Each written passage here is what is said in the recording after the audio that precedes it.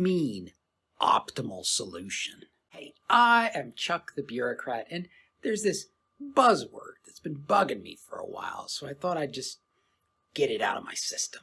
It has to do with the idea of an optimal solution, or more to the point, what business or military people mean when they say they want to optimize something. I mean, optimal sounds good, but there's some situations where the best possible solution isn't necessarily the best practical solution.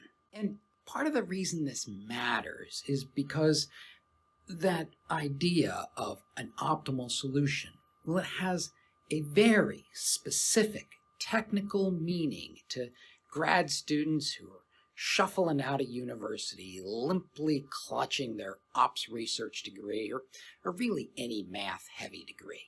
In fact, I'm going to go so far as to say there can be a complete miscommunication over the optimal solution. And I'm going to suggest that in some cases, businessmen are really looking for what I call the business optimal solution. To see what I mean, let's take a look at the input and output of some hypothetical system. The input ranges from 0 to 20, and the output goes up and down accordingly. Obviously, the mathematical optimal point occurs when the input is set at 5. But here is the important question. How much control does your organization actually have over the input?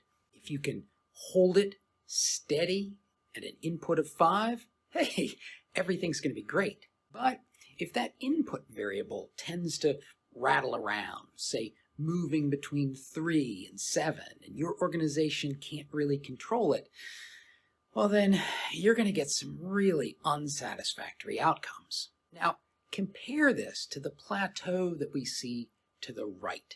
Clearly, it's not as optimal or as best as the peak. It's really just second best. Look how wide it is. If the input wanders around between 13 and 17, there's no real change.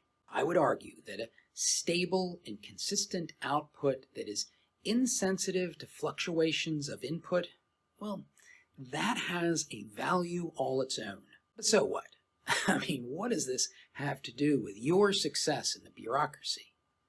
Well, I'm going to suggest that there are 3 things. First, if you're supporting some leader who is chasing the optimal solution, that's okay.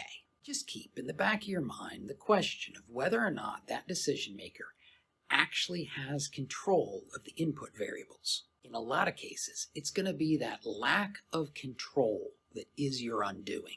And second, you've probably noticed how a lot of bureaucratic decision makers seem to settle for subpar outcomes. That isn't because they don't want the optimal outcome, but more that they realize that the status quo is more sustainable in an uncertain world. Finally, if you really do want to get that optimal performance, you have to answer the question, how are you going to control the input variable? How do you reduce its fluctuation? If you can solve that problem, well, everything gets easier. And now, if you want to see why bureaucrats love the salami slice solution, watch this video.